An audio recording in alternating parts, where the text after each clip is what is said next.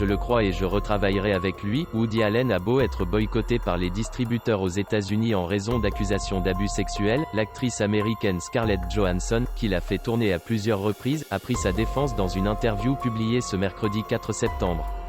La sortie en salle aux États-Unis de son dernier film, Un jour de pluie à New York, a été annulée par Amazon lorsque la fille adoptive de Woody Allen, Dylan Farrow, a renouvelé en 2018 des accusations d'agression sexuelle à l'encontre du cinéaste datant de 1992, quand elle avait 7 ans.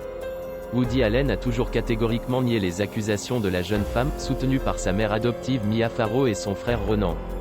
Des poursuites avaient été abandonnées après 2 enquêtes distinctes de plusieurs mois.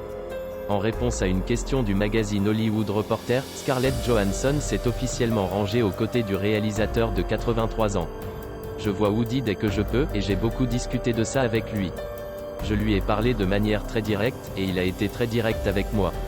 Il maintient qu'il est innocent et je le crois, déclare l'actrice aux médias spécialisés dans le cinéma. Scarlett Johansson a tourné pour Woody Allen dans 3 de ses films, Match au point, Scoop, et Vicky Cristina Barcelona.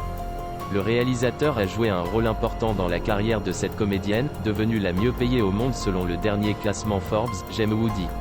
Je le crois et je retravaillerai avec lui n'importe quand, assure Scarlett Johansson, par ailleurs engagée pour la cause des femmes notamment au sein du mouvement Time's Up, initié entre autres par sa camarade Natalie Portman.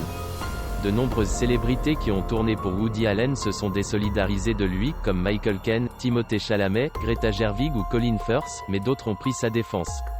C'est le cas, en France, de Catherine Deneuve qui s'est récemment exprimée sur le sujet dans un entretien avec l'AFP. Il faut faire la différence entre le cinéaste et la personne, a affirmé la star française. Les féministes ont quand même des œillères, a ajouté celle qui avait pris position à contre-courant sur le mouvement #MeToo début 2018, en signant dans les pages du Monde avec une centaine de femmes une tribune défendant « une liberté d'importuner ».